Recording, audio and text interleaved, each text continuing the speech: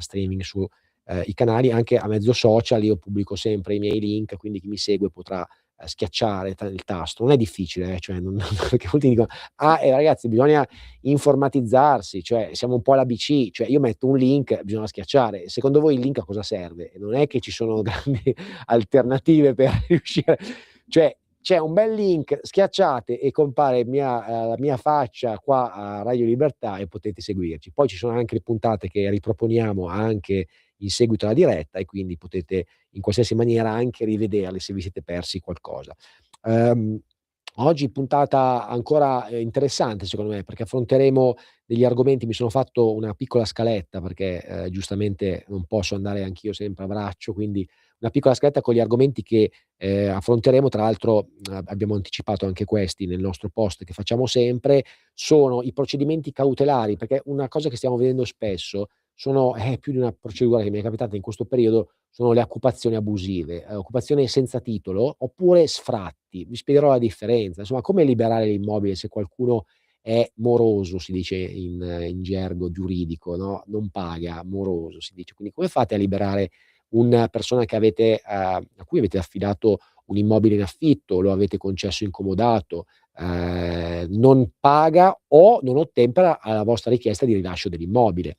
Come fare in tempi brevi, relativamente brevi, perché dico sempre siamo in Italia, quindi non è che siamo in un paese dove queste procedure sono fatte con perentorietà. Ci vuole il suo tempo, ma con queste procedure che vi dirò tra poco sarete in grado di, in qualche mese, di riuscire a ottenere riottenere la vostra proprietà su un immobile. Poi, nello stesso tempo parleremo del solito, il nostro argomento, che è ovviamente il nostro cavallo di battaglia, che è l'INPS, quindi come difendersi dall'INPS, come attaccare e impugnare dei provvedimenti di indebiti, di contestazioni che vengono mosse dall'INPS. Tantissime persone ci chiamano, ci scrivono e ci rivolgono domande in questo senso. E questa è un po' l'anticipazione degli argomenti. Nella prima parte quindi e nella seconda parte l'INPS. Partiamo subito, diciamo così, tra virgolette, sul tema del giorno, che è questa famosa occupazione abusiva, no. Cos'è l'occupazione abusiva? Innanzitutto si può distinguere in 2 fattispecie diverse. Uno è l'inquilino moroso, come ho detto, ovvero classico contratto di affitto. Voi proprietari di un immobile e concedete in un contratto d'affitto a un soggetto l'uso del proprio immobile. Quindi con un contratto solitamente 6+6. Sono 6 anni di contratto, poi tacito rinnovo altri 6.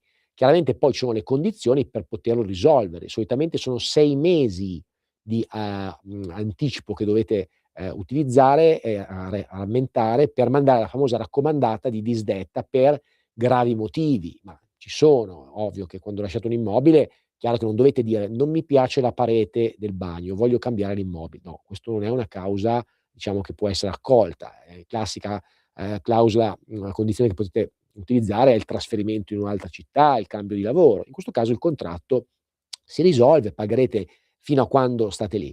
Ma immaginate che il proprietario o comunque alla scadenza della durata del contratto non si rinnova e l'inquilino che avete decide di non andarsene, o a maggior ragione durante il contratto di locazione non paga i canoni. Quindi solitamente viene concesso anche al primo canone la possibilità di sfratto e quindi in questo caso bisogna procedere con una procedura di sfratto, che è una procedura da questo punto di vista cristallizzata. Non c'è una grande azione da fare, se non quella di preparare un atto, dimostrare che il coinquilino, l'affittuario non ha pagato. A quel punto si manda c'è il provvedimento di sfratto, ovviamente ci deve essere, chiaramente il giudice accerta che l'affittuario è moroso e quindi non ha pagato e quindi, diciamo così, emana questo provvedimento di sfratto che voi notificherete con l'ufficiale giudiziario presso l'abitazione vostra, ma che è utilizzata illegittimamente da un soggetto a cui avete in buona fede affidato un contratto di locazione e a quel punto gli intima una prima volta lo sfratto. Se non avviene lo sfratto procederà con l'aiuto della forza pubblica. È importante però da questo punto di vista capire questo aspetto. Ormai i contratti di affitti, proprio per questa ragione, proprio per il fatto che in Italia questa maledetta cattiva abitudine di non permettere al proprietario di entrare in possesso in tempi rapidi dell'immobile è, tra virgolette, un volano che ha fatto partire tutto un discorso di garanzie che oramai richiedono i proprietari, che sono pazzesche. Cioè oramai chi è proprietario di un immobile, anche comprensibilmente, chiede una serie di garanzie all'affittuario che sono devastanti. Addirittura si parla di fideiussione a prima richiesta sul totale, del contratto.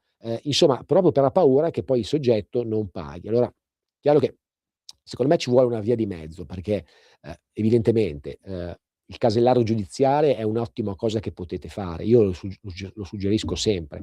Prima di intraprendere, un contratto, affittare l'immobile, cioè andate a vedere chi è il soggetto a cui lo affittate. Fate un controllo sul casellario giudiziale. Perché vi dico questo? È molto semplice signori, se evidentemente la persona con cui state facendo un affare, state dato in a da stan date in affitto un appartamento, cedendo un'azienda, cioè voi non potete cederla senza capire chi è. Cioè avete il diritto, nonché il dovere di andare a analizzare il soggetto. Come? Col casellario. Se dopo il casellario viene fuori precedente per truffa, precedente per rintemazione, precedente per furto, è un primo campanello d'allarme probabilmente vi può saltare balzare in mente, no, quindi attenzione magari, no, e viceversa se invece è pulito e non ha problemi è già un grande segnale del fatto che probabilmente è la persona giusta a cui state dando in affitto. Bene, tornando al discorso di prima, qualora appunto con questa sfratto, avete questo ordinanza di sfratto, a quel punto è fatta perché l'immobile viene liberato. Ma adesso parliamo del secondo caso, quello un pochettino più spinoso dal punto di vista giuridico, perché uno dice paradossalmente: "Ma è spinoso perché? Occupazione abusivo, non ha si chiama occupazione senza titolo, ovvero un soggetto occupa un immobile senza avere alcun titolo. Sembra un paradosso, ma mica tanto, perché se leggete in televisione ci sono dei casi agghiaccianti di persone che occupano case altrui, magari qualcuno va via, sono case magari, pa diciamo così, temporaneamente disabitate, entrano in possesso di questa casa e non se ne vanno. Oppure, casi scusate, in cui e ne abbiamo assistiti anche noi di questo tipo, ovvero un soggetto proprietario di un immobile dà in concessione incomodato d'uso gratuito, a magari a una persona che apparentemente conosce, o magari conosce anche bene perché abbia bisogno magari di un'abitazione, gli fa un favore e gli concede un comodato d'uso di un immobile, poi a quel punto quando il proprietario, dopo qualche anno, magari gli fa questa cortesia di avere concesso in comodato d'uso, gli dice: "Ascoltami, però te ne devi andare perché io ho bisogno", e quello non lascia più l'immobile. Ecco, queste sono occupazioni, diciamo così, più spinose, perché non avendo un contratto di affitto, essendo un qualcosa da provare, non c'è più la procedura di sfratto, ma occorre fare un'altra procedura, che è una procedura alquanto, cristallizzata con un procedimento cautelare che è veloce da fare, è un procedimento cautelare presso il tribunale, del luogo ovviamente dove soggiace l'immobile che volete, liberare da quest'occupazione e con questo procedimento, cautelare, diciamo così, il giudice dopo una causa molto compressa, addirittura in un'udienza si fa tutto, può emettere questa famosa ordinanza cautelare che, se accolta, può permettere al soggetto di una volta accolta, permette al legale che difende la famiglia lesa di trasmettere questo provvedimento e ottenere la liberazione dell'immobile. Anche in questo caso ci sono dei casi in cui magari fanno ostruzionismo, non se ne vanno, perché l'ufficiale giudiziario non ha grandi poteri purtroppo da questo punto di vista, dovrebbe averne secondo me, perché è inaccettabile che un ufficiale giudiziario non possa anche attraverso in modo anche perentorio, con l'utilizzo della forza pubblica, cacciare via della gente che invade una proprietà altrui. Per me è inaccettabile. In altri paesi non funziona così. In altri paesi se tu, occupi abusivamente, non paghi l'affitto, non c'è neanche bisogno di fare una causa, chiami la polizia, arriva, gli mostri ovviamente il titolo, ovvero il contratto, questo prende e lo sbatte fuori. Cioè nel senso, signori, qua non è che la proprietà è un qualcosa di inattaccabile, non può essere, dal mio punto di vista, lesa in questo modo. Noi siamo diventati, sotto questo punto di vista, un po' una barzelletta, anche lavorando tanto all'estero, perché ho clienti che sono all'estero, questa nostro malcostume sta un po' girando in tutto il mondo, no? Questa libertà che viene concessa affinché non ci sia una procedura. Adesso è stata introdotta una norma più severa, ma dal mio punto di vista non basta, per far sì che non si verifichino più questi fenomeni. In primis perché per colpa di questa cosa i proprietari stanno facendo delle richieste assurde e quindi i prezzi aumentano, le garanzie aumentano, quindi costa di più, gli affitti sono bloccati. C'è una richiesta spasmodica, ma nello stesso tempo la gente non riesce a garantire quelle garanzie che chiedono i proprietari. Come fa un ragazzo, uno studente, a garantire una fideiussione su un contratto che è di 10-12 mila euro, magari un ragazzo di 20 anni che ha una famiglia non troppo facoltosa? Questo meccanismo, questo volano ha causato una serie di fastidi enormi anche al mercato immobiliare. Questo è il mio giudizio, ovviamente. Quindi l'auspicio è che possa essere, tra virgolette, inserita e fatta un'ulteriore norma che possa agevolare ancor di più quello che è, diciamo così, l'occupazione o comunque le problematiche di questo tipo. Ridò ancora il numero di telefono, mi fa piacere sentire se qualcuno mai avesse avuto un problema di questo tipo o problemi attinenti, può chiamarmi 029294 7222 e potete anche scrivermi su WhatsApp 340 670 9659. Poi i messaggi verranno letti.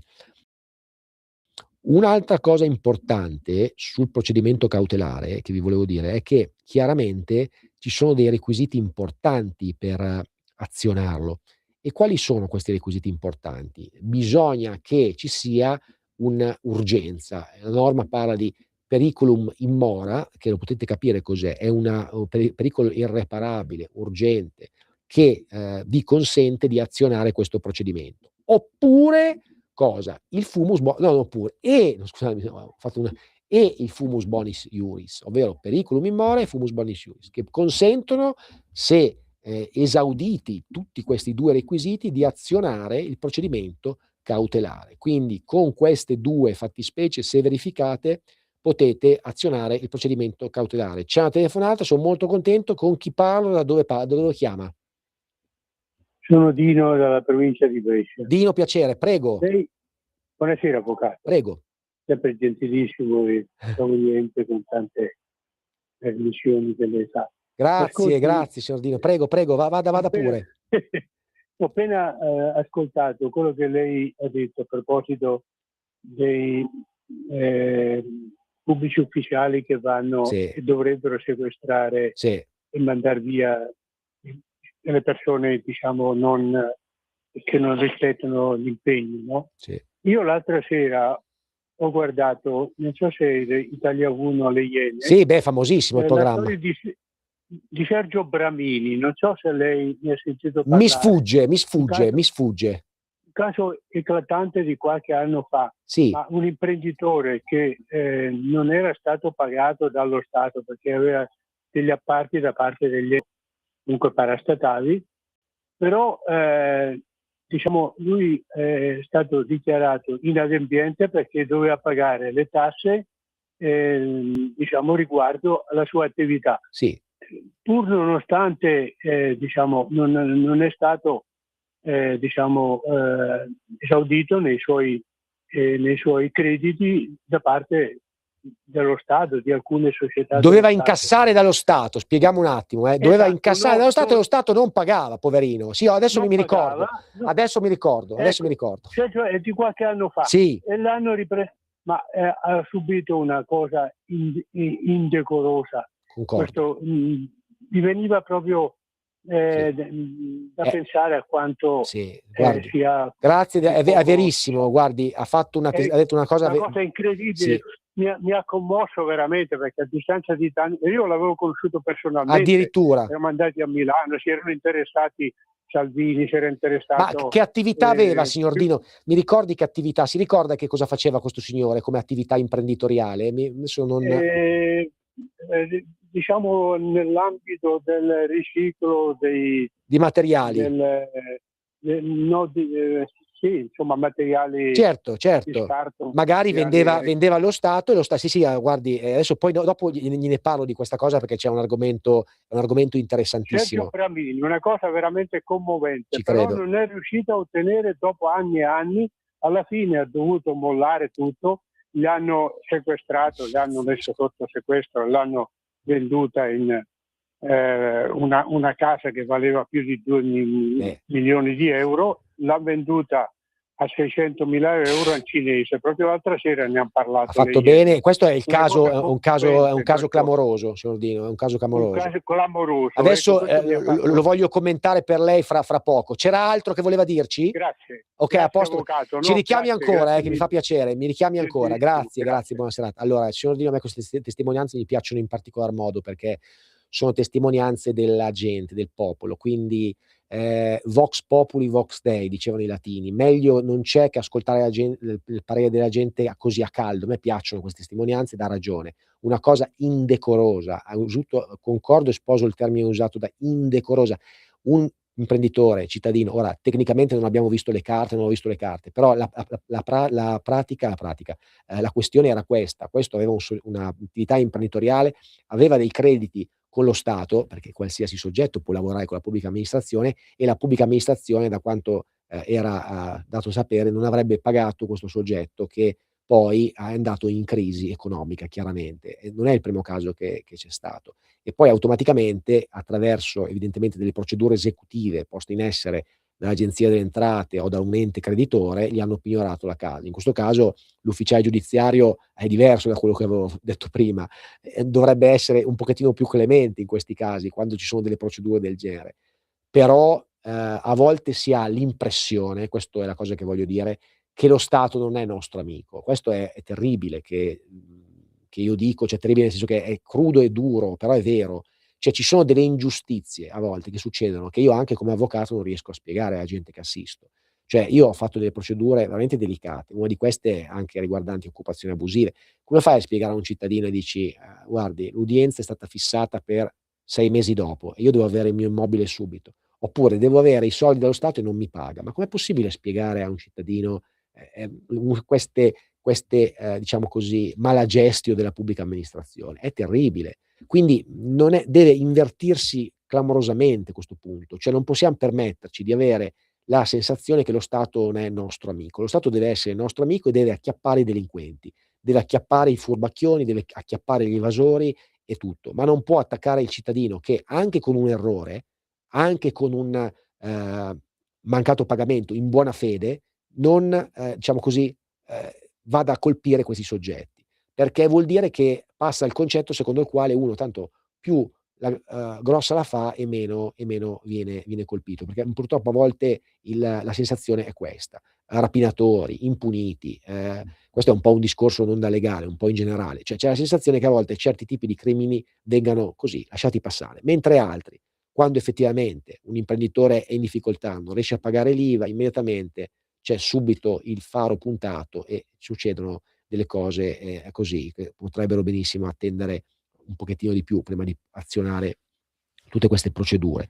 Quindi adesso poi mi andrò a studiare meglio il caso, la prossima volta magari ne parlerò più tecnicamente, però la questione dovrebbe riguardare appunto questa problematica di incassi nei confronti dello Stato. La pubblica amministrazione, ricordatevi che secondo Costituzione, articolo 97, deve agire secondo trasparenza, quindi noi abbiamo il diritto di avere da qualsiasi dipendente della pubblica amministrazione, qualsiasi cosa che voi andate a fare, andate al pronto soccorso, andate alla questura, se qualcuno vi risponde male e vi tratta male, vi liquida, voi avete il diritto di dirgli che non si fa così, perché la pubblica amministrazione deve essere trasparente col cittadino. Noi paghiamo le tasse per avere un servizio, per avere disponibilità da parte della pubblica amministrazione. Se qualcuno occupa questo ruolo, che è un ruolo delicatissimo, e non ha questa sensibilità nei confronti del cittadino, è meglio che cambi lavoro. Abbiam bisogno di una pubblica amministrazione che sia dalla parte delle persone per bene che hanno bisogno di aiuto. Okay? Quindi questo è il messaggio che io voglio dare in qualsiasi ambito, medico,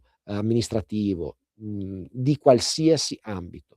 C'è bisogno di una sensibilizzazione maggiore da questo punto di vista. La pubblica amministrazione deve essere amica del cittadino. Attraverso come? Innanzitutto a essere più veloce nelle pratiche, essere più rapida, essere più celere, essere più trasparente, farsi trovare, perché a volte non si fa trovare, se si chiamano dei numeri non si rispondono, stai in attesa dei giorni, dei mesi, senza avere una risposta. Ecco, adesso io vi dico poi un'altra cosa, perché questa cosa mi lascia anche in questo caso perché voglio dire, recentemente ci sono state le Olimpiadi, come saprete, a Milano.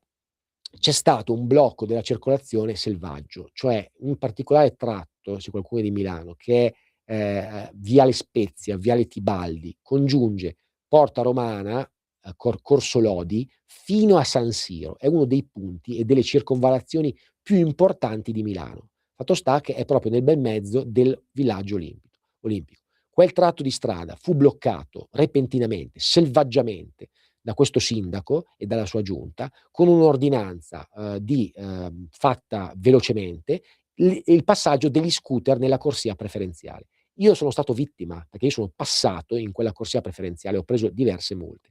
Pensate che il cartello con cui hanno diciamo così, avvertito, si può dire, non avvertito, diciamo, ingannato, si può dire, i cittadini, aveva riportante su quel cartello di divieto uno scotch sull'uso dello scooter, perché lì si può passare in scooter, su quella carreggiata si può passare in scooter, quindi tutti i malcapitati, compreso io, di punto in bianco, anche se questo provvedimento, a dire il vero, si sapeva, l'avevano detto, ma chiaramente il cartello deve essere chiaro, cioè non può esserci un cartello con uno scotch sull'uso del motorino. Bene, si parla di 7 milioni di euro di infrazioni sono state comminate a cittadini, compreso io. Dopodiché il sindaco, a distanza di qualche giorno dopo i primi verbali che sono stati emessi, gente che ha preso 18 multe in un giorno, perché poi ci sono diverse telecamere, quindi passi a prima, prendi a seconda, prendi a terza, le ha annullate. E chi ha pagato, secondo lui, avrebbe il diritto. Io, personalmente, ho mandato nei miei verbali che ho pagato, perché avevo pagato, non avevo voglia di fare ricorso. Voi direte, sei avvocato? Sì, vabbè, stavolta non avevo voglia, avevo poco tempo, le ho pagate entro 5 giorni. Bene, ho fatto l'istanza di rimborso, non mi hanno neanche minimamente ancora considerato. Ecco, questo è un esempio di una pubblica amministrazione che non funziona. Cioè un cittadino, un avvocato, qualsiasi, manda una PEC con un'istanza di rimborso, dimmi, ho ricevuto la comunicazione, l'ho protocollata. Niente. Questa è la pubblica amministrazione che io non voglio. Io sono cittadino, non voglio questo tipo di problema. Cioè, ci devono essere delle procedure chiare, limpide, repentine, con i quali il cittadino ha e capisce che ha un canale dove parlare con qualcuno, non che viene dimenticato e viene lasciato lì. Immaginate, io faccio l'avvocato, ho difficoltà pure io a volte, immaginatevi una persona anziana, una persona che non riesce non ha un livello di istruzione magari adeguato, migliaia di problemi possono esserci in condizioni di salute non buona, ha a che fare con una pubblica amministrazione che in tutti i modi che a volte cerca di non essere sufficientemente chiara. Questo, dobbiamo dirlo a grandi con cartelloni belli a tutto schermo, non è corretto. Io censuro totalmente questo tipo di comportamento perché, come vi ho detto, è essenziale avere una limpidità e limpidezza nelle risposte. Detto questo, abbiamo ancora un paio di minuti prima della pausa, torniamo appunto all'argomento di prima che avevo interrotto, era sul discorso dell'utilizzo delle due fattispecie per incardinare il procedimento cautelare, che sono il periculum in mora e il fumus bonis iuris. Quindi un avvocato e il consulente legale, prima di azionare una causa, deve verificare che ci siano questi due presupposti, che sono fondamentali per l'ottenimento del provvedimento. Se non ci sono questi, purtroppo non passa. L'urgenza è fondamentale, condizioni di salute, perizia medica, e il fumus chiaramente è il diritto che deve essere leso, ok? Ovviamente questi due, uno non esclude l'altro, devono verificarsi entrambi e sono verificati in modo rigoroso da parte del giudice. Quindi se non c'è uno e c'è l'altro, il ricorso non passa, devono esserci tutte e due. Periculum in mora, ve lo faccio un esempio, una sofferenza del soggetto a cui è stato occupato l'immobile, come provarla? Per esempio con una perizia medico-legale che attesta il suo grado di depressione, ci sono stati dei casi pesanti, gente che ha occupato l'immobile, non riesce a prendere possesso, insomma, quindi insomma ci sono delle cose molto stringenti da poter che bisogna fare per fare ricorso. Quindi queste sono un po' le cose che vi volevo dire. Insomma, anche in questo caso però evitate sempre il metodo fai da te o comunque l'attesa. Conta essere veloci e repentini nell'azionare la causa. Mi raccomando, non state a temporeggiare, tra virgolette, questo tipo di procedura, perché poi ne va di tutto quello che può essere la procedura di rilascio dell'immobile. Abbiamo la pausa, forse, Natalia, e torniamo tra poco, 30 secondi, 1 minuto. Per la tua pubblicità visita il sito radiolibertà.net. Un nuovo modo per sostenere la tua radio. Visita radiolibertà.net. Ti basta un click e potrai versare il tuo contributo volontario direttamente online. Potrai donare con ogni tipo di carta di credito, anche prepagata. Ti aspettiamo online su radiolibertà.net. Sostieni la tua radio con il tuo contributo volontario. Radio Libertà. La tua radio. Diamo voce alla nostra gente. In quanti ti promettono trasparenza, ma alla fine ti ritrovi sempre con la bocca chiusa e non puoi dire quello che pensi? Radio Libertà non ha filtri né censure. Ascolta la gente e parla come la gente. Ehi tu, non trovi più il segnale di Radio Libertà sulla tua radio DAB? Non disperarti, risintonizza! Sì, ma come? È facile, tasto menu, poi scegli il tasto corrispondente alla ricerca automatica dei canali, attendi qualche minuto e tutte le stazioni DAB della tua zona saranno disponibili. Porta con te ovunque Radio Libertà. Scarica la app per smartphone o tablet dal tuo store o dal sito radiolibertà.net. Cosa aspetti? Stai ascoltando Radio Libertà. La tua voce libera, senza filtri né censura. La tua radio.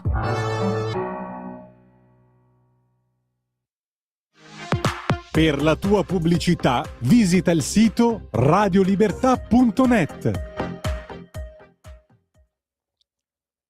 Eccoci, ben trovati. Io, come al solito, mi sono tolto la giacca. Qualcuno mi ha criticato la cravatta, ma io vi posso dire una cosa. Io voglio dire, amo due colori, il giallo in primis, primo giallo, e anche il rosa, devo dire, quindi a me piace il rosa, quindi non so se, però è un mio gusto personale. Non è che, mi piacciono in generale i colori, quindi tutto quello che è colore a me mette di buon umore. Oh ragazzi, che volete che vi dica? Io sono meteoropatico in primis, perché chiaramente quando mi sveglio e c'è una bella giornata, io sono contento, non so voi, ma io ho un cliente di Londra e tutte le volte mi dice: avvocato, che tempo c'è a Milano? C'è il sole, qua a Londra piove, voglio morire, voglio uccidere, scherzando chiaramente, ma cioè ragazzi, il clima è fondamentale, cioè per anche insomma essere di buon auspicio su una giornata. Piove, fa freddo, Londra c'è un clima terribile, cioè una cosa allucinante, volte che lo chiamo piove, cioè 0 gradi, 2 gradi, 3 gradi, 4 gradi. Quindi qualcuno che si vuole trasferire, che sembra vuole trasferire a Dubai adesso, ma anche prima, ma ci sono 40 gradi, morite, cioè d'estate secondo me cioè non potete circolare a Dubai, ci saranno 50 gradi. Allora credo che vada visto anche quello quando uno si trasferisce, no? Non va visto solo l'aspetto fiscale, pago meno tasse, sì, va bene, ma è una cosa, una valutazione complessiva che secondo me dovete fare. Perché anche questo punto di vista lo voglio dire, perché sto assistendo parecchie persone, cioè parecchie, 2 in particolare, che già un numero considerevole, che vogliono trasferirsi in Italia. Forse voi non la sapete, ma ve la dico, c'è una norma fiscale che è particolarmente vantaggiosa. In cosa consiste? Nel trasferirsi in Italia e pagare un'imposta fissa. Sto parlando di persone ricchissime, norma che è stata utilizzata molto anche dai calciatori e dalle squadre di calcio, perché prevedeva e prevede tuttora la possibilità di trasferirsi in Italia, prendere residenza in Italia e non pagare le tasse sui redditi prodotti all'estero. Quindi immaginate classici calciatori che hanno proprietà immobiliari, o un imprenditore che ha redditi che provengono dalla Francia, da qualsiasi parte del mondo, viene in Italia, si trasferisce e paga l'imposta di, prima era 100.000 euro, che era vantaggiosissima, così detto, non prendetemi per pazzo, parlo di patrimoni milionari, miliardari, si pagherebbero tasse per 8 volte tanto in qualsiasi altro paese. In Italia questa flat tax consente consente di pagare un'imposta di 100.000, adesso l'hanno passata a 200.000. Quindi io ho assistito una persona francese che dalla Francia, da Parigi, si è trasferito in Italia con la propria mamma e sta comprando, affittato prima casa a Milano e ha usufruito di questa legge. Contentissimo, 200.000 euro, però la norma è molto maligna perché agevolativa in modo incredibile, perché per chi è ricchissimo, lui con 200.000 sei a posto, paghi un F24 e sei tutto contento. Però poi c'è la dimostrazione, una prova molto rigorosa, devi dimostrare che sei in Italia, perché poi molti prendono la residenza e cominciano a spostarsi, fanno i viaggi e a Milano non ci stanno mai, o in Italia. Non va bene, perché cioè lo capite che con una norma di questo tipo l'arma è a doppio taglio. Ok, tu godi di un'agevolazione fiscale pazzesca, ma hai gli occhi puntati da parte del fisco, ti controllano, perché evidentemente vogliono capire se tu in Italia ci stai veramente, oppure se vieni qua a soggiornare, magari hai un contratto d'affitto, poi dopo ti chiedono l'ispezione, ti chiedono la produzione dei documenti, carta di credito, vedono che tu con frequenza di 4-5 volte al mese ritorni in Francia con il volo Air France delle 6 di mattina, quello che parte da Linate, e poi magari te ne torni il giorno dopo. E non funziona così, perché a quel punto l'Agenzia delle Entrate può contestarti ovviamente la residenza fittizia, cioè il tuo centro di interessi, il famoso centro di interessi, non è più in Italia, ma è ancora in Francia. Quindi tu hai usufruito di questa agevolazione fiscale per eludere una norma e quindi agevolarti in maniera illegittima. E questo è grave, perché poi devi ripagare tutte le tasse che non hai pagato. Quindi occhio, in questo caso so che uno dice, ma sì dai, la faccio, faccio le pratiche. Sì, ma le pratiche, ma devi farle fare con un consulente, un avvocato, un commercialista esperto di fiscalità internazionale. Non fate il metodo fai da te, perché poi nascono i problemi, nel senso che cominciano ad arrivare le contestazioni, quindi voglio dire, qualcosa che potrebbe essere estremamente vantaggioso, in un batter d'occhio si tramuta in una tragedia, perché poi avete i problemi. Tragedia perché poi vi chiedono il conto, no, hai capito? Il conto quello da pagare. E allora a quel punto, dopo dici: "Ah vabbè, potevo pensarci ancora un attimo". Quindi, anche un grande parallelismo su questo è il trasferimento a Monte Carlo, no, la famosa residenza a Monte Carlo, perché qua ormai è di moda, però non so se sapete come funziona, cerco di spiegarvelo io. Allora, innanzitutto per avere la residenza a Monte Carlo ci sono 2 requisiti stringenti. Uno, avere disponibilità liquida, che sulla carta potrebbe essere, di un importo abbastanza raggiungibile, elevato, ma son 500.000 €. Ma nella verità non è così, vogliono molto di più per passare il vaglio della primo step per ottenere la residenza. Si parla di milioni di euro disponibili cash o comunque, depositati su un conto monegasco. Una volta depositati sul conto monegasco, occorre poi prendere l'affitto di un appartamento che, costa migliaia di euro, oppure addirittura comprare un appartamento, per poi, anche in questo caso, investire milioni di euro, perché a Monte Carlo in questo momento stanno battendo le case a circa 100.000 metro quadro, 120, 150.000 al metro quadro, quindi capite che con 10 milioni di euro ti prendi un appartamentino. Ecco, questo è poi dopo non paghi le tasse, sì, però ci sono questa serie di cose, quindi attenzione, cioè valutare tutto, nel senso che, uno sportivo spesso lo fa, perché guadagna milioni e milioni di euro e quindi, soprattutto non ha neanche la prova poi del centro di interessi, perché per esempio il famoso Sinner, lo sapete, ha residenza a Monte Carlo e fa anche bene, alcuni l'hanno contestato, ma cosa vogliono? Cioè ha fatto bene perché saranno fatti suoi, sarà cioè voglio dire, può farlo anche perché un atleta non ha quella dimostrazione che magari invece ha un professionista, di dimostrare che l'attività la svolge a Monte Carlo. Io per esempio non potrei prendere, anche ipoteticamente, ma non avessi se avessi ipoteticamente anche le risorse, ma come faccio? Io faccio l'avvocato in Italia, mi beccherebbero dopo 3 secondi. Molti di questi fanno scelte azzardate, cambiano residenza, poi il lavoro lo continuano a fare in un altro paese, ma capite bene che questa cosa qua oramai negli anni '80 poteva andare bene, c'erano pochi controlli, sai, non c'erano i cellulari, non c'erano i messaggi, i conti correnti erano praticamente su carta, no, non c'era questa home banking, quindi c'era più possibilità di riuscire a farla franca, se avevate l'animo ovviamente un po' più no, truffaldino diciamo, ma così, se non fate le cose per bene non avete speranza. Quindi io dico: fate le cose ex lege, affidatevi a delle persone serie che dicono il rischio, perché voi non potete dire: "Sì, lo faccio, ma sì, ma okay, lo fai, ma il rischio qual è? Il rischio è terribile, perché se voi, a parte che può scaturire anche in penale poi, perché evadete dei redditi che, se superato una determinata soglia, scatta reato penale, no, quindi cioè, valutare molto bene quando fate queste scelte. Noi vediamo tantissime volte che praticamente queste scelte sono fatte in modo troppo veloce, cioè voglio dire, non hanno un presupposto di solidità, no? Io dico sempre, quando fate un'azione o intraprendete una scelta, deve essere solida, deve basarsi e poggiarsi su degli elementi probatori molto forti. Ridò il numero di telefono, qua non m'ha chiamato una persona, adesso non c'è più telefonate. 02 92 94 7222. Voglio almeno minimo una telefonata prima di chiudere la trasmissione, abbiamo ancora un 20 minuti, e quindi a questo punto attendo che mi telefonate per chiedermi, tra virgolette, "qualsiasi cosa" e anche testimonianze dirette, se vi è capitata qualche sciagura, qualche sfortuna da poter condividere, potete anche, se volete in questo caso, non dire il nome, vi do la possibilità di non dirlo. Se volete coprire il vostro nome, per privacy lo potete fare, vi autorizzo io. In casi che volete raccontare una storia, ma è una storia magari un po' particolare e quindi non vi va di dirlo, non c'è nessun problema. Siamo qui ad ascoltarvi e garantiamo la massima privacy. Detto questo, passiamo velocemente al secondo punto, quello all'ordine del giorno di oggi. L'ordine del giorno sembra più una roba da societaria, però vabbè, è venuto il termine. Quindi la procedura dell'INPS, le pratiche INPS, no? Come difendersi da contestazioni dell'INPS. Qua ne vediamo praticamente a bizzeffe noi di queste cose, oramai potremmo scrivere un libro.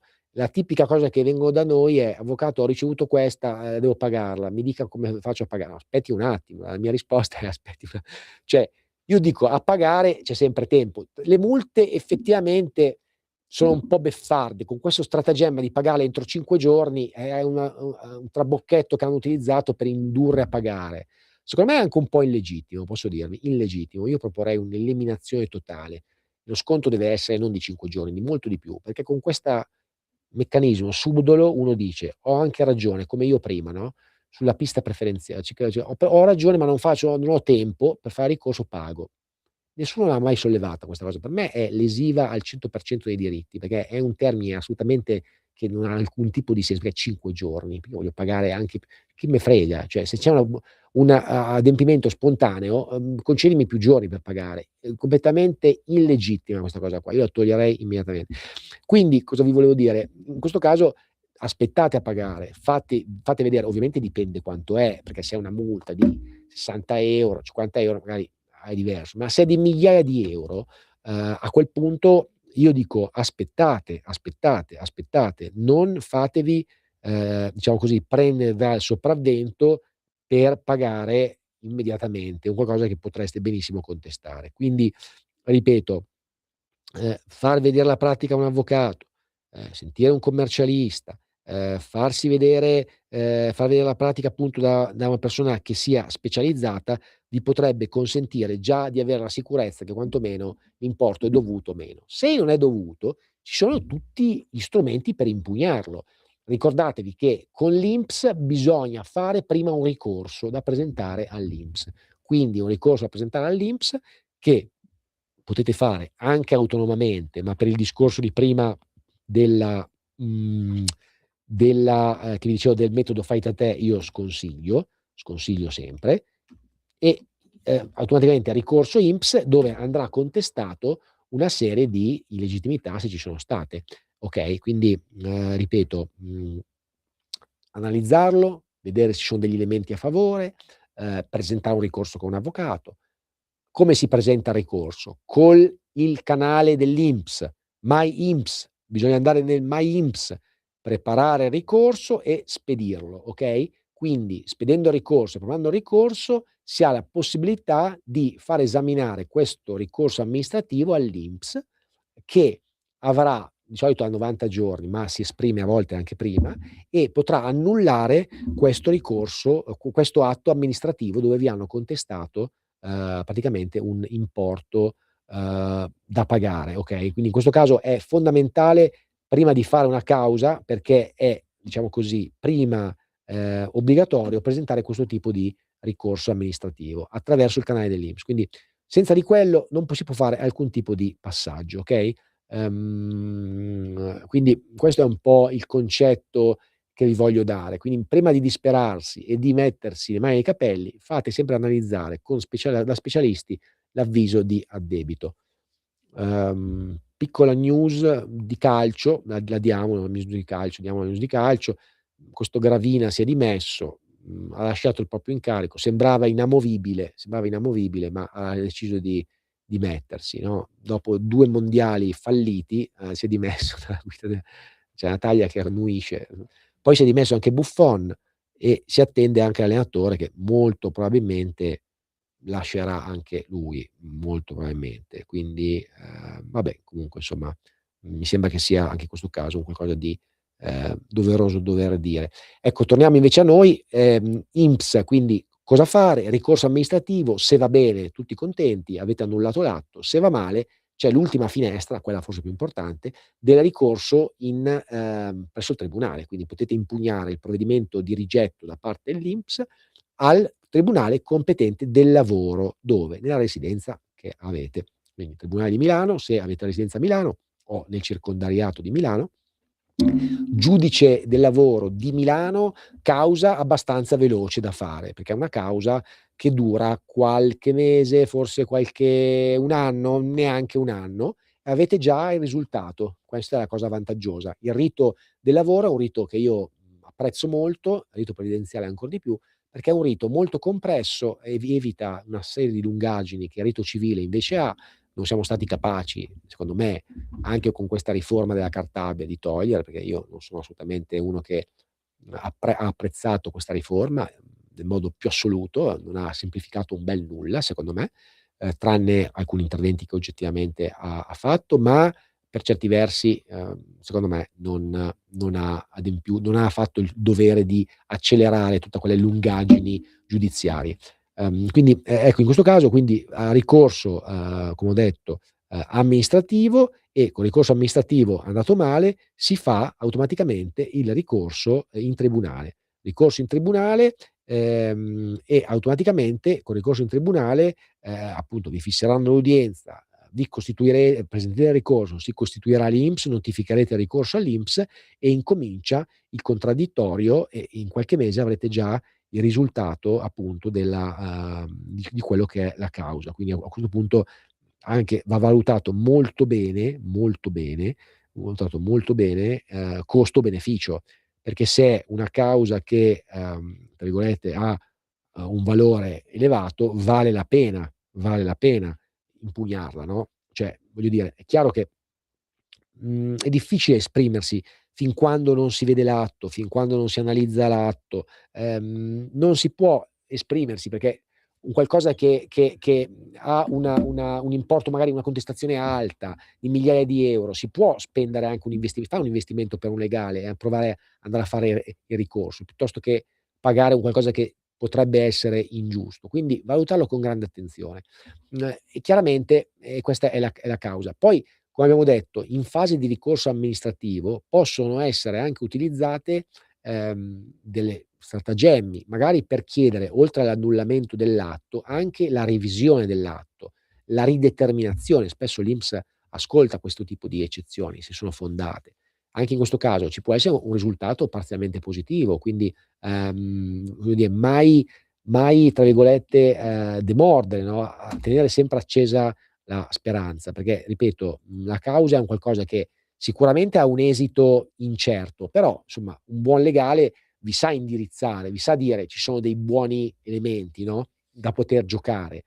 E se viceversa, tante volte noi lo facciamo, cioè prendiamo tra virgolette il cliente, accettiamo il cliente, guardiamo le carte, e se le carte non sono chiare e hanno dei profili di rischio, glielo si dice: "Guardi, il rischio". Recentemente abbiamo fatto un'azione dove noi abbiamo detto chiaramente che la causa era il cui esito è incerto.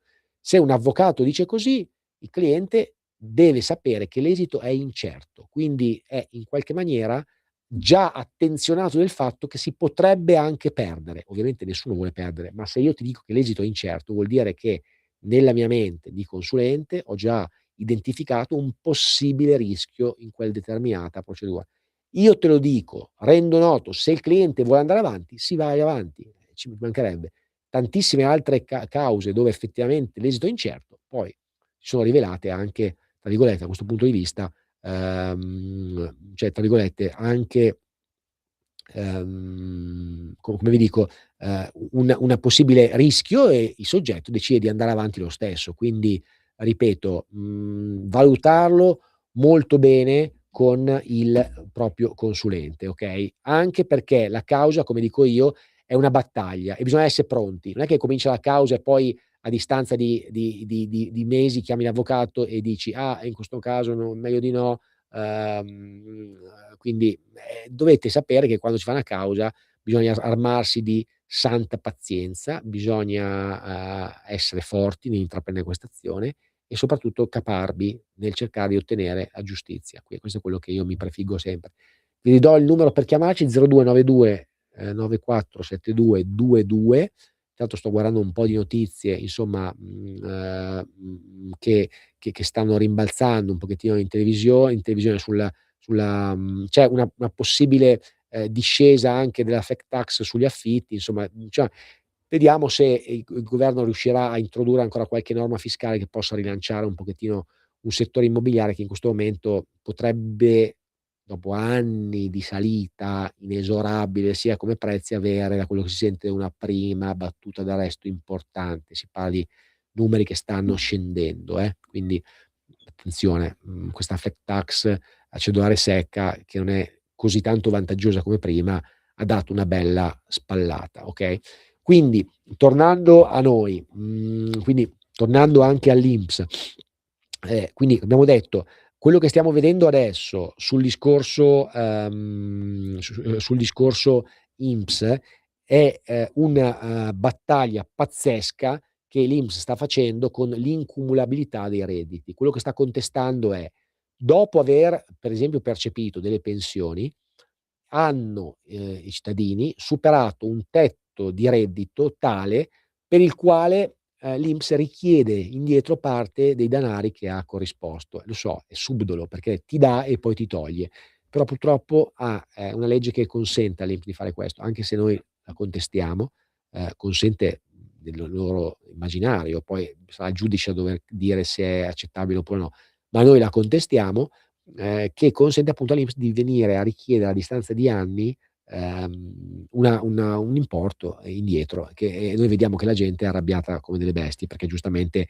cioè, tu hai percepito un importo, che ti è stato dato, pensione, assegno di invalidità, e dopo l'INPS ti chiede indietro i soldi. Quindi per me, è chiaramente illegittimo, non ci sono assolutamente i requisiti per eh, per poterla accettare questa cosa, perché il cittadino deve, anche in questo caso, essere consapevole del fatto che la pubblica amministrazione è trasparente, non può a distanza di 4, 5 anni svegliarsi e chiederti a distanza di tanti anni i soldi indietro. Quindi, noi però ne vediamo tante di questo, okay, quindi, anche qui, fatevi assistere e fatevi consigliare per il meglio, perché la pensione è sacra, quindi nessuno che ha il diritto di mettere in discussione quello che percepite, se no attraverso un provvedimento che sia giusto, che sia, tra virgolette, "cristallizzato" e non ci siano problemi di illegittimità. Questo è quello che, mi vien da dire. Vediamo la mia scaletta. Come vi avevo detto, possiamo anche introdurre un'altra cosa, un altro tipo di argomento, ed è sicuramente il problema legato a cause potenziali sul lavoro, un'altra cosa che è attinente all'INPS, no, che vediamo spesso, le famose impugnazioni di licenziamenti. Spesso, ci sono delle possibilità per chi è licenziato di impugnarlo, quindi, tantissime volte mi è capitato di essere contattato, magari tardi, quando i termini per opporsi erano già scaduti.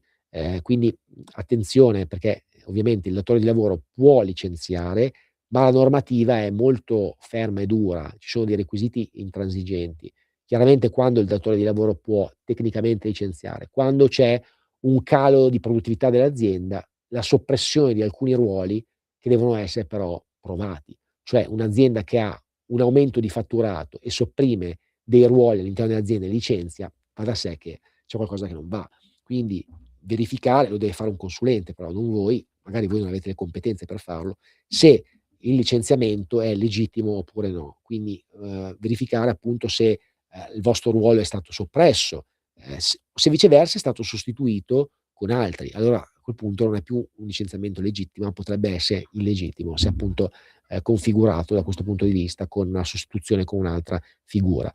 Abbiamo ancora 5 minuti, vediamo se riusciamo ancora ad avere una telefonata. 02, ancora il numero, io non mollo, 0292947222 per l'ultimissima flash che potete darci, e poi eventualmente potete poi scriverci se avete altri dubbi, insomma. Voglio anche dirvi però che in casi di licenziamento e di impugnazione la possibilità molto concreta è quello di contestare il licenziamento, e poi si apre questa trattativa con il datore di lavoro che spesso consente di uscire con un po' di soldini, perché giustamente il datore di lavoro si trova il lavoratore che ha impugnato il licenziamento. Con il rischio di causa magari si concilia, come spesso è capitato a me. Il datore di lavoro dice: ascoltami, dai, non farmi causa. Quanto è che sei stato in azienda? Sei un lavoratore che ha lavorato presso noi tot anni, ti riconosco un importo che va spesso in funzione a quanto guadagni. Un titolo, una buona uscita si chiama in gergo, no? Però è importante, perché almeno così tu te ne vai. Io dico sempre: chiedere la reintegra non ha senso, perché quando il rapporto fiduciario, anche all'interno di una componente di lavoro, cessa, secondo me bisogna andare via. Il suggerimento che do è: se vi licenziano, anche se potreste ottenere la reintegra, io andrei via, perché poi l'aria non è più buona, anche se poi vincete la causa. L'idea è: prendi i soldi e vai altrove. Questo è quello che io suggerisco alle persone che assisto in casi di questo tipo. Però almeno ottieni un risarcimento, ottieni i soldi, se il licenziamento è illegittimo. Fai l'impugnazione, negozia col datore di lavoro, intimagli la causa e vedrai che il datore di lavoro 8 su 10 ti propone una somma liquidatoria, perché capisce che non ha alcun tipo di senso andare a rischiare una causa per lui, e quindi attraverso questo meccanismo il datore di lavoro capisce che c'è un rischio anche per lui facendo la causa e ti liquida, ovviamente non proprio totalmente quello che vuoi, perché poi è una trattativa, però ti liquida solitamente 4, 5 anni, 3 anni, 2 anni, dipende di quanto tu guadagni. Va in funzione anche che tipo di anzianità hai avuto. Se sei un dipendente storico che ha lavorato lì da anni, è giusto che l'azienda ti riconosca anche questa cosa, no? Il fatto che tu sei stato un dipendente fedele negli anni, non ha mai creato problemi. Questa trattativa deve fare l'avvocato che stimola l'avvocato della controparte a proporre un'offerta che sia congrua, che tenga conto di tutti questi aspetti, anche soprattutto emotivi, legati alla serietà che avete avuto da quel datore di lavoro. Mollare e non far niente è la cosa più sbagliata che ci può essere. Provateci, perché andare via e non avere un euro è terribile, quindi almeno con questa cosa si negozia. Poi non è detto che alla fine della trattativa si possa raggiungere un accordo, però spesso volte a me è capitato di sì, e in ogni caso, qualora non raggiungeste un accordo, potreste valutare il fatto di fare poi la causa, quindi impugnare il licenziamento davanti al Tribunale del Lavoro. Quindi vedete quanti aspetti che ci sono da poter sviscerare. Quindi ripeto, il metodo fai da te porta spesse volte all'errore, perché si capisce che le parti non riescono a trovare. Abbiamo ancora un minuto, mi dice Natalia, quindi faccio un piccolo brevissimo riassunto di quello che abbiamo trattato. Una testimonianza di un cittadino, un amico che ci ha telefonato per un caso di pubblica amministrazione che non funziona. Abbiamo parlato delle occupazioni abusive, occupazioni senza titolo, degli sfratti, procedimenti cautelari, indebiti INPS, insomma di tutto e di più. Come al solito per me è stato un piacere essere qua. Ritorneremo giovedì prossimo, oggi sono riuscito a venire, sono molto contento, se no ci trovate in collegamento streaming sul nostro canale sempre Radio Libertà. Potete seguire le nostre puntate sul mio social Instagram, mi trovate Avvocato Massimo Leonardi, sui canali YouTube e tutto, le repliche, quindi grazie per averci seguito, ringrazio la Libertà, ringrazio Natale la regia e ci vediamo giovedì prossimo. Buona Pasqua intanto, buona Pasqua a tutti, serenità, state attenti, non spostatevi troppo che qua c'è un traffico, si dice, pazzesco. Ciao ciao. Avete ascoltato L'Avvocato risponde.